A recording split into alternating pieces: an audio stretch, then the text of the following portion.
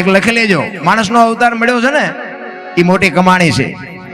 અને અત્યારના સમયમાં જે અત્યારે આપણે આવ્યા છીએ ને, હવે જીવે એવું જ હવે આવ્યું. બાકી અમુક અમુક ગુઠિયા બેઠા છે ને પૂછો જ ખબર પડે. દી કાઢ્યા છે. મને એક ભાઈ કહેતા હતા, મને કે અત્યારે દી કે ગાયા ઘા આવ્યો જાય નહીં. મેં કીધું ના, ગાયા ઘા નહીં, તો જેટલા વાગે ઉગતો તેટલા વાગે ઉગે. પણ કે એવું નથી લાગતું કે ગાયા ઘા આવ્યો જાય. પણ મેં ખાવા જ કઈ નતું, કઠણ હતું, ચાસ જાય.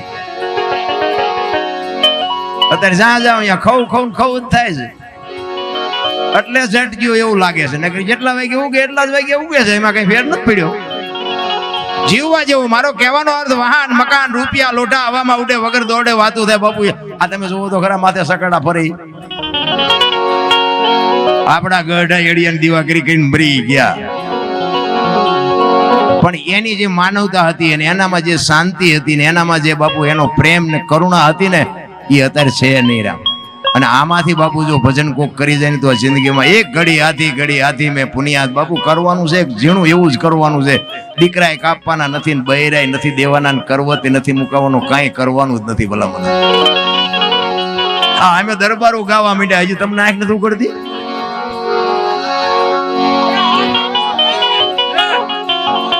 અમને નક્કી થઈ ગયું, હજી તમને નક્કી નથી થયું ને કે અમે ધોકા પસાડો ઊંચા આવી તઈ આમાં આવી ને.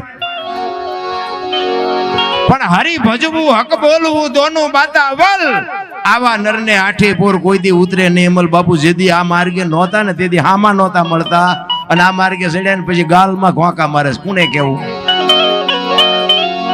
એક કચ્છનો બારવટીયો જેસલ જાડેજો બજાર વચ્ચે નીકળે અને બારીઓન બારણા ફટોફટ બંધ થઈ જાય, અને ઈ જાડેજો બાપુ સતી તોરલ મળ્યા અને માર્ગ બદલાઈ ગયો. પછી તોરલના લુગડા માથે લઈ અને જે નદીએ ધોવા ગયો ને તેથી જે જાડેજા માથે દુનિયાએ વિતાડી છે ને, એ તો એનો આત્મો જાણે. મારા રામ, ભજન એમ નામ થાય એવું નથી. અત્યારે આમને બધાને કલાકાર કહે છે. અમને આ બધું જે કરે છે ને કલાકાર નો કહેવાય, આ બધા ભગત કહેવાય. કલાકાર તો આપણા ભેગો બેન આપણું કરી નાખે એને કલાકાર કહેવાય. આપણને એમ થાય કે આ આપણો છે અને 4.5-2 લાખ નું બૂસ મારીને વિયો જાય, ખબર ન પડે. કલાકાર તો એને કહેવાય. અમે તો હુવાડું કરવા આવ્યા છીએ, આનંદ કરીને વિયો જવાનું છે. બાકી બાપુ જીવનમાં કંઈક જીવનમાં કરવાની જરૂર છે, એક લખી લેજો. બાકી જાનવર પૂજાય છે, જાનવર. ઇતિહાસ ખોલીને જોવો ને, હળદીના ઘાટ ઉપર મહારાણા પ્રતાપનો ઘોડો પૂજાય છે, સતાધારમાં પાડો પૂજાય છે, જમરાળામાં ભેંસ પૂજાય છે, કચ્છમાં દાદા મેકરણનો કૂતરો ને ગધાડો પૂજાય છે. આપણું પાડોશી હારું નથી બોલતા, આટો થયો એવું નથી લાગતું. અરે માણાને જો માણા કામમાં ન આવે, જિંદગીમાં આવ્યા તો શું, ન આવ્યા તો શું બાપુ, કાંઈ છે નહીં.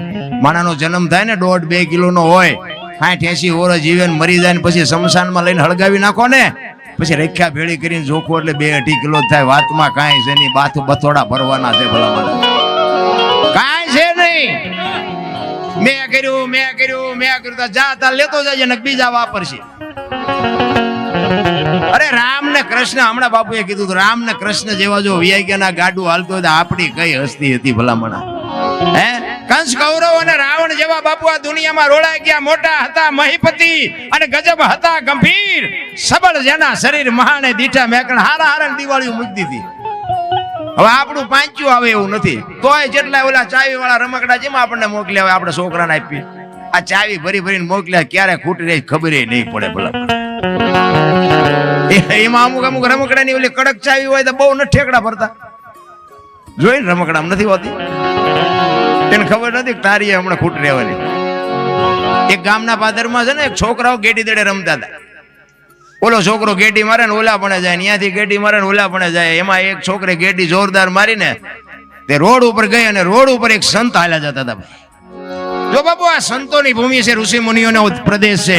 1-10 કિલોમીટર હાલો ને એક સાધુ બેઠો હોય, હરિહરા કેવું ભજન છે જે આપણી આંખ જ નથી ઉગડી. ભલામણ એક આપણે આવડું કરોડ રૂપિયાનું મકાન લઈને બેઠા હોય, 50-50 હજાર રૂપિયા પગાર હોય, અને ભગવાનનો આમ દામ ને ઠામ આપ્યું હોય ને એક અભ્યાગત કોક આંગણે આવે ને જો ડેલી વાડી કરે તો શું ભલામણા વાતું કરીએ એની પાસે. હે, એક અભ્યાગત ને જો બટકું રોટલો ન દઈએ કીધું શું જીવીને કરવાનું. ઈ એમ કહેવાય કે હરણા કસ્યો વિચાર કરજો તમે. એવું બાપુ તપ કરી અને બ્રહ્માજીને પ્રગટ કર્યા. અને એક વાત અધૂરી રહી, દડાની વાત અધૂરી રહી. બાપુ નીકળ્યા ને બાપુના પગમાં દડો ગયો એટલે બાપુએ આમ હાથમાં દડો લીધો અને આમ દડો હાથમાં લીધો ને એટલે દડો બોલવા માંડ્યો કે બાપુ બધા મને મારે છે, તમે ન મારતા. બાપુ કે હું તને મારીશ નહીં, પણ તને બધા હું કામ મારે છે? કે બાપુ એ તો મને ખબર નથી, મને તો દુકાનમાં અમે તો 5-7 ભેગા હતા, એમાંથી મને પૈસા ખર્ચીને લઈ ગયો. મને તો એમ થયું કે આ બધા ભેગા છે એકલા હું વાણ્યું કરાવશે. આ ઘરે લઈ જઈને મને તો આમ કબાટમાં મૂક્યો ને મને તો એમ થયું મજા મજા કરીને બીજે દી હવારમાં કે એક હાથમાં ગેટી ઉપાડીને એક હાથમાં મને ઉપાડ્યો. બીજી ડેલીમ જઈને બીજાને હાઈ કર્યું, ત્રીજી ડેલીમ જઈને ત્રીજાને હાઈ કર્યું કે બધા ગેટીઓ લઈ લઈને મેદાનમાં આવ્યા. મેં કાંઈ ભૂંડું કર્યું નથી, પણ એક જે મને મારે છે એ કઈ પીડા વેઠી નથી શકતો. આમાંથી બાપુ તમે તો સંત છો, કંઈક છોડાવો મને. સંત કહે છે બેટા તારે છૂટવું છે? તો કે હા. એ કે તારી અંદરની જે હવા રેની હવા કાઢી નાખ ને તો આ દુનિયામાં કોઈ નહીં મારે. બાપુ આપણી જો એટલે જીવવાની હવાની જરૂર છે, જીવવાની હવા ન કાઢતા. ઈ હવા નહીં, આજે વધારાની ઉપલી છે ને ઈ હવાની વાત છે. મેં કહ્યું ઓલી હવા તો પાછી ધંધે લગાડશે. હવા બાપુ આજે ખોટી હવા છે ને મને ઘણી હતી. સાધુ સંત મળ્યા ને બાપુ આપણે, હું મારી વાત કરું તો આપણને બીક કોઈની લાગતી જ નહોતી. હથિયાર હોય તો ભલે મોટા ગમે એવા હોય તો, કારણ કે મને એમ હતું કે આપણે મરવાનું જ નથી ને આપણે જેટલું બળ કોઈની પાસે છે નહીં. આ તો અત્યારે ખબર પડી માર્ગે સીડાને ખોવાઈ ગયા હોત, કા માલપા હોત ને કા ઉપર હોત, અત્યારે જાલિમ નો હોત. પણ સમય સાધુ બાપુ સાધુ જે વળાંક મરાવે ને, આ સતી તોરલ મળ્યા ને પછી જાડેજો હામો, આને જાડેજો માલદેન કુંભો ને આ બધા સાસટીઓ સતી ના એક હામા મળ્યા હારા નહીં. જો અત્યારે આપણે ગાણા ગાઈ ના કયો છેડો વડ્યો જો તમે. આ સંતની બાપુ ભૂમિ છે, ઋષિ મુનિઓનો પ્રદેશ છે. આપણો આ કાયા જેની કુબડી પડસન જેના પ્રાણ, સંત સુરા નિપજાવતી હુરઠ રતનની ખાણ છે. એક સાધુની ઝૂંપડીએ જો તમને જાતા આવડે ને કંઈક સીતારામ બોલતા આવડે ને તો બાપુ માર્ગ પકડાઈ જાય. બસ વસ્તુ આટલી છે. બાકી હરણાકંસની તમને વાત કરું તો એને એવું તપ કરી અને બાપુ બ્રહ્માજીને પ્રગટ કર્યા. અને બ્રહ્માજી કહે છે કે માગ માગ, ઈ કે મારું મોત ન થાય એવું મારે જોવે. ઈ કે ઈ કેમ બને? આપણે બધાને જો કે માગણી તો એવી જ છે, પણ હાલે એવું નથી આપણું. ને કે આમાં મરવું કોને લ્યો, હું છે આંગળી કરો છું, કોઈને મરવું નથી અને મરી જવાનું છે વાત પાછી પાકી છે. હવે તો શર્ટ આપણો વારો આવી જાય સારું એવું છે? કોઈની છે? કોઈની નથી, મારીએ નથી. તમને શું કહું, પણ જેટલું જીવાય એટલી મોજ કરી લેવાની વાત. મારો કહેવાનો અર્થ એ છે, ભલે કાલ આવતું હોય કાલ આવે, આજ હિલોળો કરી લેવો છે. ઈ હરણાકંસ કે છે કે મોત નો આવે. બ્રહ્માજી કે ઈ કેવી રીતે બને? જન્મે એને મરવાનું જ હોય. ઈ કે તો ના પાડો કે મારું તપ ખોટું છે, તમે વચન નથી આપ્યું. બ્રહ્માજી કે ઈ વાત તારી સાચી. તો બ્રહ્માજી કે તથાસ્તુ હાલ ને. ઈ કે એમ નો હાલે, લખી દો, માણા ચારે ફરી જાય, કઈ નક્કી નહીં.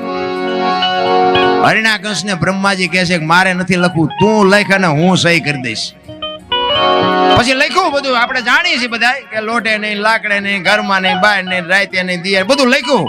એ બધું લખી અને કાગળ બ્રહ્માજીને હાથમાં આપી અને કહે છે કે આમાં કરો સહી. અને બ્રહ્માજી આમ વાંચીને કીધું કે હરણાકંસ આમાં હજી જોવું હોય જોઈ જો, કઈ રહી નથી જાતું ને? ઈ કે ના કઈ ને હજી કહું છું. ઈ કે રહી જાતું હોય તો હજી જોઈ લે. કારણ કે બ્રહ્માજીને ખબર હતી કે બેટા મારે લખવું એટલું લખ બાકી ઉપાડી લેવો છે, વાત પાકી છે. ઈ કે કાંઈ નથી રહેતું, કાંઈ વાંધો નહીં. હવે આપણને ભગવાન નથી મળ્યા તો ઠેકડા મારી છે, ઓલાને મળ્યા તો પછી ઠેકડા જેટલા માર્યા છે. આખી દુનિયામાં બાપુ એનું જ ચકડું હાલે. ઓ ભાઈ હું જ ભગવાન, હું જ બધું કરું છું. બાપુ આખું આમ દુનિયાને બાપુ ચકડા ફેરવી નાખ્યા. નિશાળમાં સાહેબોને કીધું કે હું જ ભગવાન, મારું જ ભજન કરાવવાનું, મારું જ ભણાવવાનું, કોઈનું નહીં. હવે એનો ત્રાસ એટલો તો શિક્ષકોને જ ભણાવવું પડે. સાહેબ ભણાવે કે આ બધું રાજા જ કરે છે, દુનિયાને રાજા જ જીવાડે છે, રાજા જ ખવડાવે છે, ફલાણું જ કરે છે, ઢોકળું કરે છે. એમાં પ્રહલાદ બાલપા ભણવા ગયેલો ઉભો થયો. આપડા ગઢા કે ને કોઈને કોઈ ન પોગે ને એનું પેટ પોગે. આખી દુનિયામાં ધોકા પસાડતા હોય ને પણ તમારા ઘરે જ પરજા મોળે પાકે. ઈ તમને હેઠું જોર આવે. પ્રહલાદ ઉભો થયો. ઈ કે હુરજ ઉગાડે ઈ રાજા ઉગાડે છે, આ વરસાદ વરાવે છે ઈ રાજા વરાવે છે. સાહેબ ને પરસો ઓળી ગયો, ઈ તાર બાપા કે છે, અમે કઈ કહેતા નથી. ઈ શિક્ષકે આવી અને હરણાકશ ને કીધું કે આખી દુનિયા તમને માને છે, પણ તમારા છોકરે ઉપાડો લીધો પછી મને ન કહેતા.